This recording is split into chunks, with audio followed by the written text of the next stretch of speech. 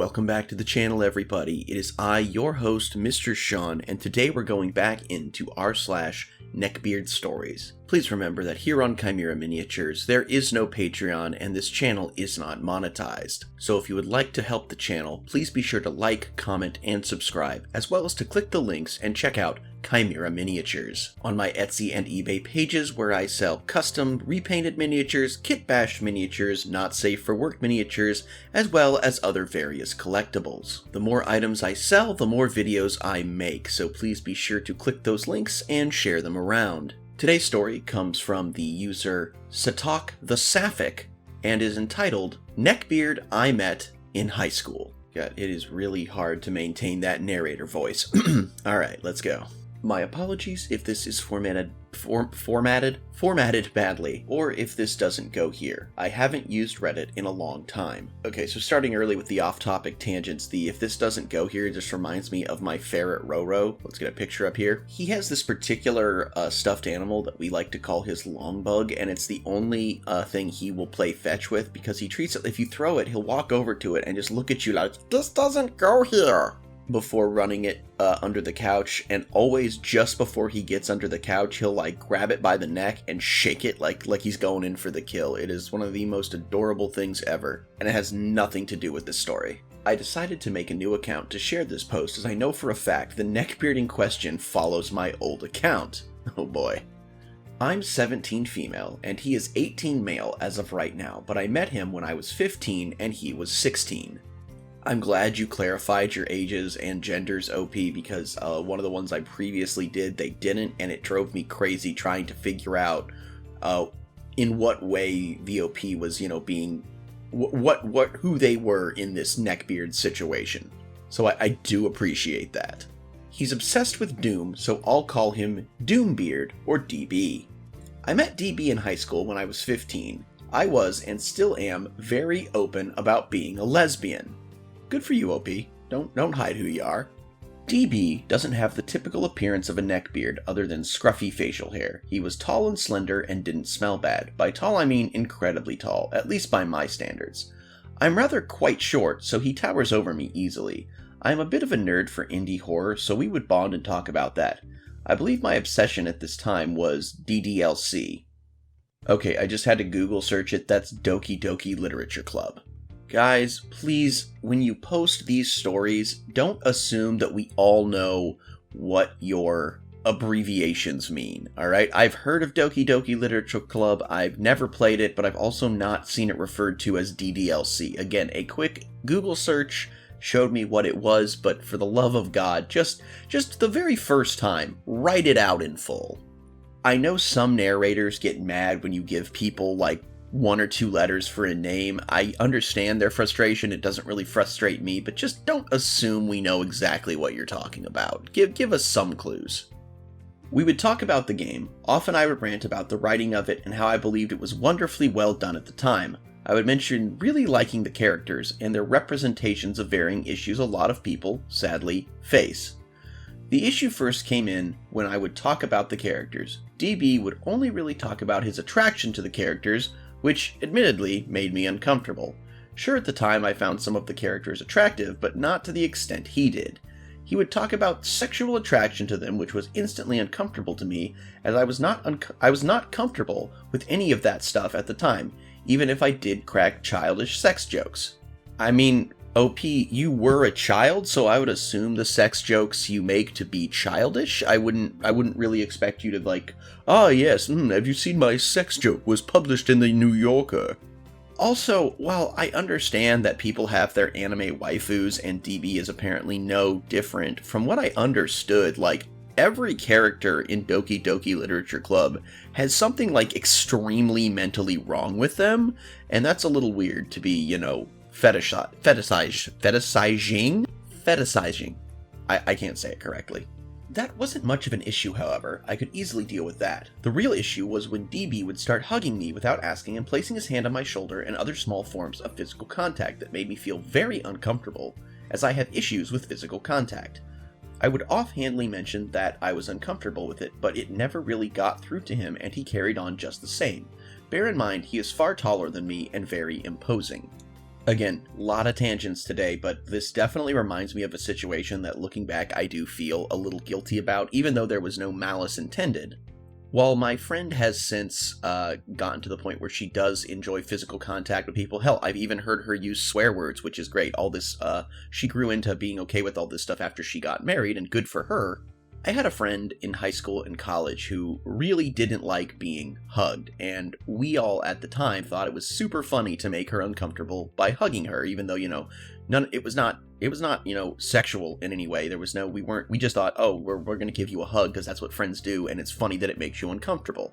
Looking back on that, we were just dumb kids at the time, and society hadn't quite grown to where we were all, told that this is not okay, and it was, she was the weird one for not liking hugs, and I do feel a little bad about that, and I'm glad she was able to put up with our BS, and one of the last times I went and hung out with them, she actually initiated the hug with everybody, and it was nice to see that she is now comfortable with that, but I do feel a little bad for, not respecting that boundary, and none of us did, and I don't know if anyone else feels bad about it, but hey, times change and you gain a more deep understanding. So I assume it's going to get worse as the story goes on, but there was a time when it was considered weird to not like to be hugged, and I don't know if DB did this with malice, but either way, it's not okay, and hopefully wherever he is at right now, he's learned not to do that shit. He started giving me lots of gifts and notes, which was instantly of concern to me, as that was something a manipulative ex had done, before I knew this guy, every time I went to spend time with other people. The gifts made me uncomfortable, and I mentioned to him that it was very uncomfortable and I didn't like receiving gifts as they made me feel guilty because I know I cannot reciprocate these gifts. And DB just told me that I need to just get used to it, and it wouldn't let me turn down a single gift no matter how expensive it was and how uncomfortable I was with accepting it. Again, tangent, I do understand the compulsion to just buy random gifts for people, and when it's done from a place of, oh, hey, I saw this thing my friend would like, it's something small, and I'm just going to grab it for him. I don't have a reason to, just like, hey, here's something I thought you might like. That's okay, but I've done that my entire life, and not once has anybody ever told me, hey, please don't get me gifts. But if they had, I would have immediately stopped doing that. Again, if you're doing something nice for people that they don't like and they don't see it as nice, then to continue doing it is not nice. It's not nice to impose your will on others, no matter how finger quotes well-intentioned that might be. Deep down, you'd just be doing it for you, not them. One lunchtime, I was hanging out with my friends in the library, and DB showed up and asked to speak with me. I agreed, but didn't want to leave my friends as we were in the middle of planning a D&D campaign. Nice. DB told me that he had romantic feelings for me, which I had picked up on earlier, but was trying to ignore and hope he would find someone else. I was about to speak, but he interrupted me with, and I don't care that you're a lesbian. I just couldn't keep these feelings hidden. First off, that's incredibly dramatic, and second, that's a huge red flag of a thing to say to someone.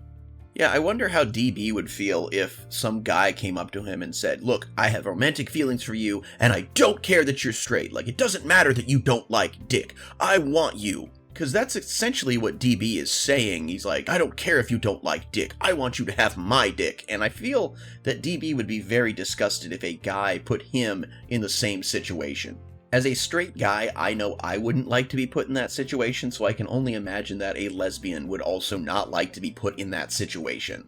Like, if you don't like dick, you don't like dick. There's nothing wrong with that, but hey, don't expect people to somehow, who have that same mentality, to somehow make your dick the exception. My friends seemed to get a bit worried at this encounter, and I told him that's a very difficult situation to put me in, which it was. I cared for him a lot as a friend, but I would have hurt him in this situation as I could just never reciprocate his feelings. Guys, the other thing here is it's okay to reject people, alright? Do people the service if you aren't attracted to them and they make their feelings known. Just reject them. Don't be nice about it, but don't one, try to placate their feelings by not being direct. Just rip that band-aid off. In the long run, it's better for both parties. Some people just can't get subtlety, especially when it's subtly telling them they're not going to get what they want. A lot of stories from my life in this one, but I dated a girl for 9 months, and when she finally broke up with me, she said she'd wanted to break up for the past 8 months, but didn't want to have that awkward conversation, so we just kept dating. And that meant, I know that it wasn't necessarily my fault for not potentially picking up on the subtle hints that she didn't want to be with me, but it made me look back at like everything over that, every kiss, every hug, every snuggle on the couch, and just be like, oh my god, I'm a monster. And I've since come to realize that no, I wasn't. I didn't know the situation, and she didn't tell me, but it still made me feel absolutely slimy. So OP, good on you for rejecting him. Eventually, my friends started hurling mockeries at him, so he left. Okay, Jesus Christ, I've been on your side this entire time, OP, but that's how you make supervillains. This boy put his feelings out there, wrong as they were, and he got mocked. Alright, I feel a little bad for DB in this exact moment, but we'll see how he reacts to this. A lot of my friends really didn't like him because they thought he was a creep. I mean, he's totally a creep, but still. One lunch, one of my friends came up to me. We'll just call him A for simplicity. A had a folded piece of paper and sat down across from me. A put the paper on the table and said, "It's a note from DB." I'm not sure how it happened, but it got to the point where I let my friends open it and read it. Let me tell you, it was one dramatic, cringy note. DB talked about hating my friends because they were trying to tear me away from him, and even used asterisks in the note for things like, "I sigh." My friends instantly made a mockery of this note, which I felt a little bad about, it was my fault they even saw it. At least I'm sure DB would have thought that. To paraphrase the casual criminalist rules, don't write down your cringe. Also, if he really wanted to ensure that nobody but you would read this, he would have just handed it to you directly. Why would he give this note to someone that he admits to hating and knows hates him, and, even the note is even technically talking about them? Why wouldn't he just give it to you and say, hey, read this in private? I know I ragged on you for ragging on him, but this one time was probably deserved. If you write something down and you hand it away, you have no control over who's gonna see it now. And that's just the risk you take. One time, I was play fighting with my friends, as that was something we did for fun. One of my friends pushed me back, and DB happened to see this. He yelled, "Get away from her!" and approached my friends. My friends stood ground and started to mock him, their way of defending me.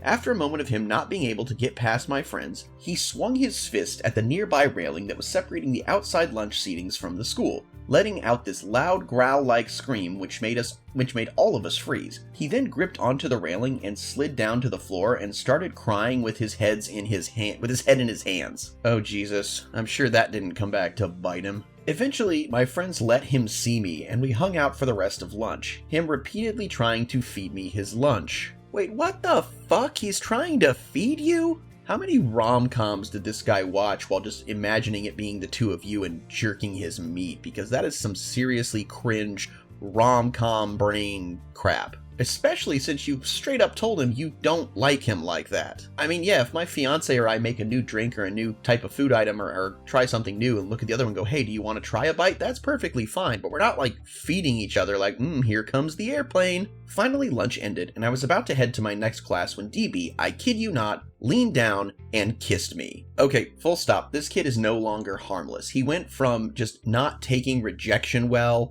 and doing what is intrusive but mostly harmless to now he has fully disregarded your boundaries and has decided to kiss you. He's gone full Georgie Porgy, and that's not okay. And that's the problem with these beards, is they're okay and it's all funny until they actually decide that boundaries don't matter and what they want trumps all else, and they're actually willing to act on that rather than just complain and bitch and moan and cry. This guy went from just a harmless derpy beard to I now hate him. I quickly stepped back at this. I had made it abundantly clear that I was not and could not be interested in him. He then quickly left, so I went to my class, greatly uncomfortable for the rest of the day. Fast forward to the start of the summer holidays, I met up with a large group of my friends to hang out, and DB showed up too. Partway through, my friends approached a group of older students. Some of my friends were smoking or vaping as they did.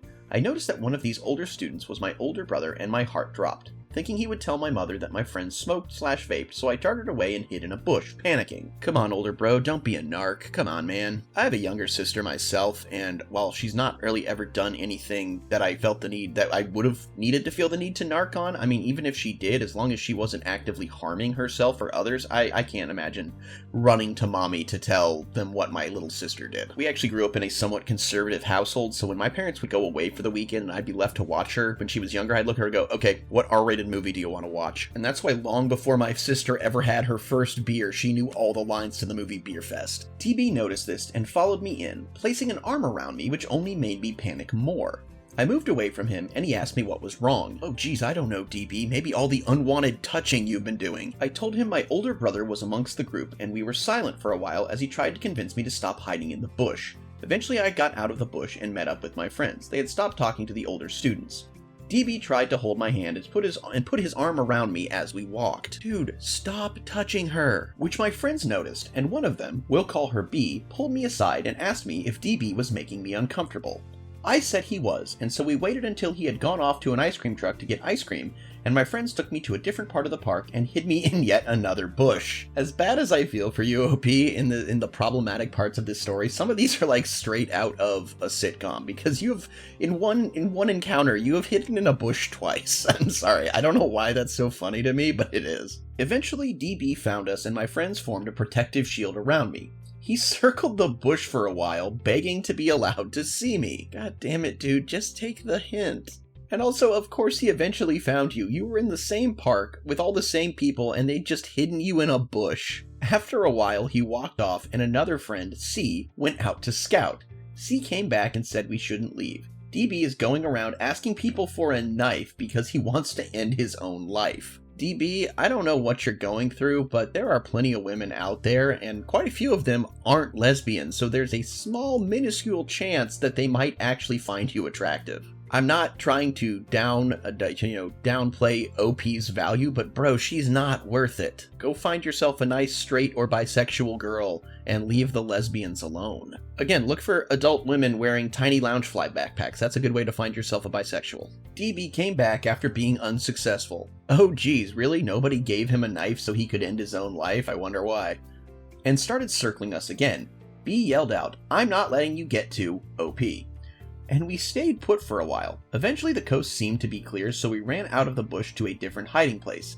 Eventually a group of my friends took me home. I didn't see DB for another couple of years or so. Wow, I'm amazed he didn't try even harder after being kept from you by a wall of your friends and a bush. That seems like something a beard would take as a challenge. I met him out in town on the weekend. As soon as he saw me, he ran at me and hugged me, instantly making me uncomfortable, so he learned nothing. While we were walking, he put his arm around me, so I moved away and asked, "What are you doing?" And he said, "Hugging my best friend." I would feel bad for him for that statement if it weren't for the fact that by best friend he really means a girl I want to bang. God, your life must suck if your best friend, the person you see as your best friend, wants nothing to do with you. One point I decided to stop at a cafe to get food, and he came with me and sat opposite me. We talked about indie horror games as we ate, and at one point he held out his spoon to me. I just looked at him funny and he moved the spoon a little closer, and I tried to express that if he wanted me to try some, I could just use my own spoon, but couldn't get many words out as I was very uncomfortable and felt like a deer caught in the headlights. I reluctantly let him spoon feed me before we left. OP1, get a backbone. And DB, what the fuck, dude? Stop trying to feed people. You're not my mother, so I'm not going to let you get away with that. I don't think I've ever mentioned my mother much on this channel, but she has this compulsive need to feed people. Like, if you're going anywhere with her, you know you're stopping for food. It's just a given. My fiance's family lives out of state, so my mom and sister went with her when she picked up her wedding dress the other day, and my fiance's like, "Hey, what do you want to bet she's taking us out to dinner?" Being her and my sister, I didn't go along for obvious reasons. I was like, I'm not making a bet because you just know that's going to happen. And even then, she doesn't spoon feed you, but she will constantly ask at a restaurant, "Hey, do you want to try some of this?" He mentioned the incident in the summer and told me he was very close to suicide in that moment and would probably kill himself if he lost me. He'd made my situation rather difficult. I want to be his friend, but he won't stop pushing my boundaries. I want to try and make my boundaries more clear, but I really just don't know how to break it to him without upsetting him.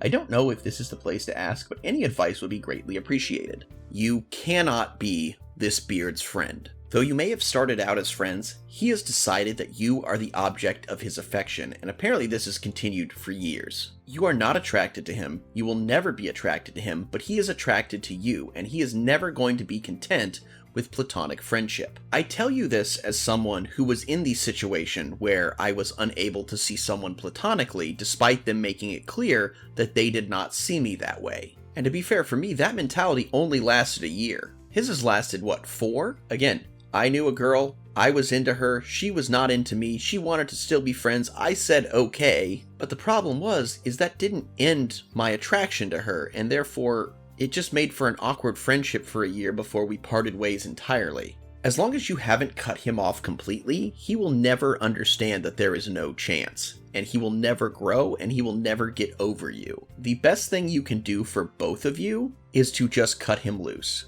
I know that he has said that if he loses you, he will harm himself. I guarantee you he won't. I mean, not 100% certainty, I'm not a doctor, but this kind of threat happens a lot. And with a guy who has as hard of a main character syndrome as this guy does, that even though you're a lesbian, his dick should be the exception, this guy's not going to hurt himself. Because he thinks he loves you, but what he really loves is himself. Because every interaction you've had is all about what he wants, never what you want. It's not about him making you happy by trying his food. It's about him getting to do the rom-com moment of spoon-feeding you ice cream, of holding your hand, of him putting his hand, it's him getting to touch you, him getting to feed you. None of this is actually about your own happiness or comfort, which is why you can tell that his feelings for you aren't legitimate. At least he might think they are, but they're not.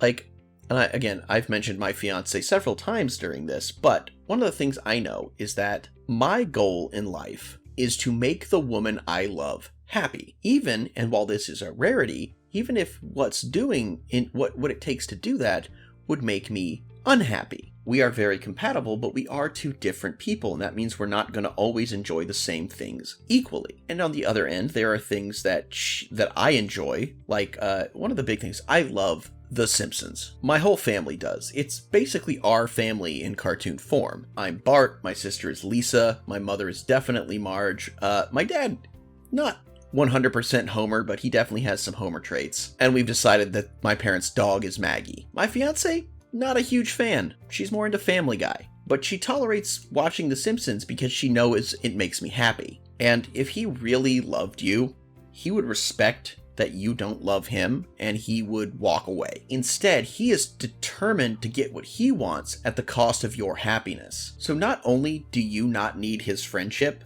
your friendship with him is hurting him and keeping him from growing and moving on. So, not a doctor, just take it from the 100% correct, psychologically accurate, scientifically proven opinion of a guy who reads Reddit posts on the internet, but you don't need this guy and he doesn't need you. The best thing for both of you is to walk away. Let him figure out who he is without his obsessive crush on you, and in turn, you are free to go and live your life without having to worry about his feelings. Sometimes the best thing for a friendship for both parties is for it to end. Again, one final tangent. I had a best friend for a long, long time.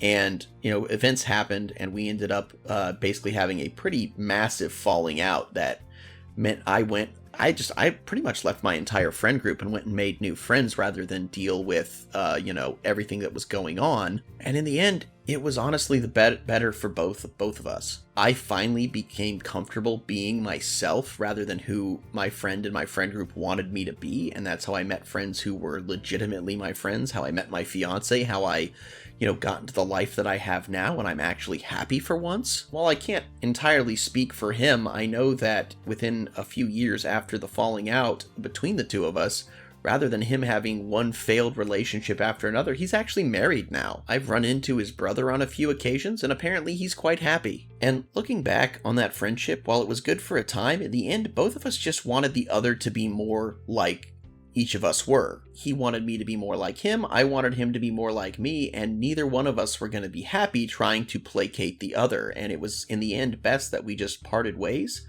and lived our own lives. And I think that's really what you need to do here. So guys, that's gonna be our video today. This was a bit of a longer story, so much so that I think the 3-part one that I recorded the other day was actually shorter than this one, though I did go on quite a few tangents, so hopefully that didn't turn you off of this story too much. I want to thank